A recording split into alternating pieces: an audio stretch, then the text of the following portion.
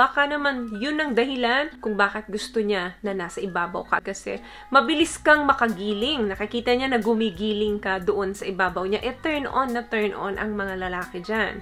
Maitim ba skin, underarm at singit mo? K-Skin ang bahala sa'yo. Premium ang ingredients, paraben-free and sulfate-free, and FDA-approved, kaya safe for everyone. With K-Skin, ibalik ang alindog mo. Huwag nang magpahuli. Hi guys! Welcome back to our channel. Kamusta po kayong lahat? Sana ay nasa mabuti po kayo. At sa mga hindi pa po nakakakilala sa akin, my name is Cheryl Ting. At kung bago lang po kayo sa channel na to, pwede po ba makahingi ng isang favor to please consider to subscribe dito po sa ating channel. And also, huwag na rin po sanang kalimutan i-like and i-follow ang ating Facebook page official. Maraming salamat po. And for today's videos, another concern video po ang sabi niya is, bakit dead na dead ang partner ko, Miss Che? Pag nasa top ako, every time na we make love. But for me, yun ang pinaka nakakapagod na posisyon po kasi. Babae po ako. Hindi naman po lahat ng lalaki ay dead na dead sa ganitong posisyon. Tulad ng palagi kong sinasabi, iba-iba po tayo ng preferences, ng angle, ng position, kung paano tayo mapipleasure ng gusto. Pero may mga kalalakihan po talaga tulad netong partner mo na nag-e-enjoy or ito yung pinakagusto niyang position na ginagawa ninyo every time na nagtatali kayo.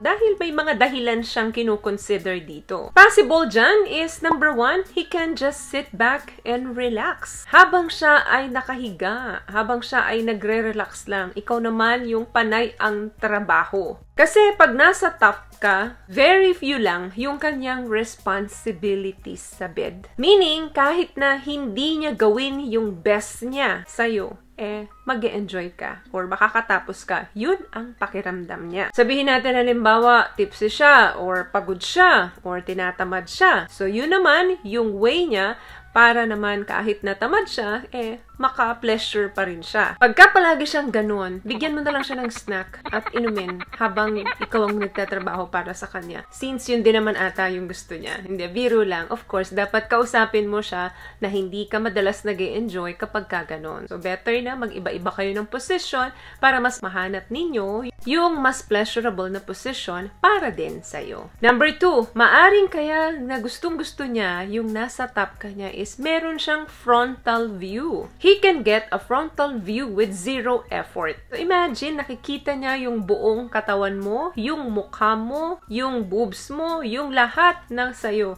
na nasa harapan niya nang wala siyang ginagawang effort. Makikita rin naman niya yung katawan mo. Kapag nakahiga ka, and si husband mo o si boyfriend mo yung nasa top, yun nga lang, may ginagawa siyang effort. Hindi katulad kapag ikaw yung nasa top, nakarelax lang siya habang pinapanood ka niya. Nasa yun na naman ang effort. Number 2, posible din na mas madali sa kanya na i-grab niya yung balakang mo, yung puwet mo, kung saan niya gusto papunta. Pa-backward, sa front niya, sa left side, sa right side. So, hahawakan niya lang yung hips mo, then siya na yung bahalang igalaw-galaw. Less effort na naman sa kanya. Lalo na kung gustong-gusto niya yung butt mo. Pwede ka niyang ipatalikod sa kanya, nakaharap ka banda doon sa may paanan niya, pwede rin namang nakaharap ka sa kanya. As long na ang favorite part niya, which is your butt, ay nakikita niya, masayang-masaya na siya doon. Another thing, mas madali din sa kanya kung nasa top ka niya, yung itaas at ibaba ka niya. Konting buhat lang, sa butt mo pataas, pababa, masasayahan siya. Lalo na kung hindi naman siya dominated sa'yo pagdating sa kama. Another thing, posible na yung angle na yun ay pinakamaganda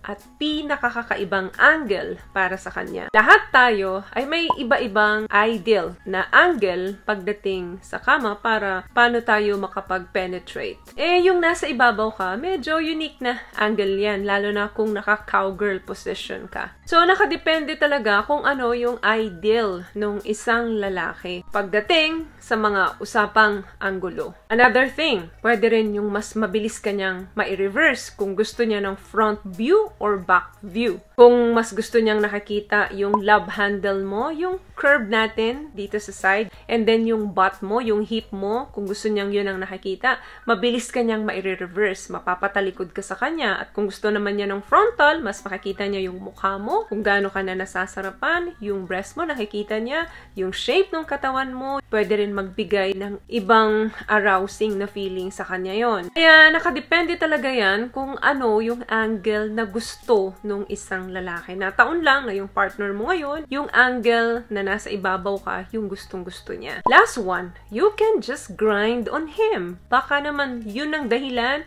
kung bakit gusto niya na nasa ibabaw ka. Mabilis kang makagiling. Nakikita niya na gumigiling ka doon sa ibabaw niya. Turn on na turn on ang mga lalaki dyan. So, totoo lang, marami rin po na mga babae ang gusto ng ganitong posisyon, yung nasa ibabaw sila. Kasi bukod sila yung pinaka-driver nung sasakyan na minamaneho nila, kung gusto nila ng mabilis na speed, mabagal na speed, pakaliwa, pakanan, kaya nilang gawin yon nang nakokontrol nila kapag nasa ibabaw ang babae. So, kung gusto niya yung ganitong posisyon, plus gusto rin ng kapartner niyang lalaki, and of the best, naku, talagang masasatisfy ninyo ang isa't isa. Napaka-importante po as a couple na pareho yung inyong sex drive, sex compatibility ninyo. Kaya dapat sa umpisa pa lang ng relasyon, early stage ng marriage, kung open na kayo sa mga ganitong gawain, pag-usapan na agad ninyo yung mga gusto ninyo, kung paano kayo napi-pleasure, kung ano yung mga favorite part ng katawan ninyo na gusto ninyong kinakares. Paalam na kaagad ninyo yan sa mga partner ninyo para hindi na sila mahirapan. At ganun din kayo, may guide ninyo yung mga partner ninyo